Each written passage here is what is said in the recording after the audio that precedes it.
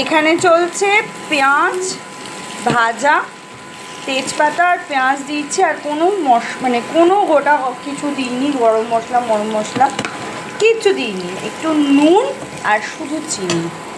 এটার মধ্যেও কোনো হলুদ নেই। আলুটা ভেজে রেখেছি। অ্যান্ড মাই মাটন, যেটা একদম সুন্দর, একটা গোটা রসুন দিয়েছিলাম, বলা হয়নি তোমাদের, সেদ্ধ। জাস্ট দেখো কালারটা, জাস্ট দেখো। কে কে খাবে বলো, চলে এসো। আর এখানে মশলাটা রেডি আছে। খালি বলে ভিডিওতে কারোকে ডাকে না খেতে। এটা কার জন্য রান্না করছি, কার জন্য রান্না করছি? আপন বলা মটন মেরি লাইলা। মাটন তখনই হয় যখন এই যে ব্যক্তিটা সানডে মানেই মাটন, তাই তো?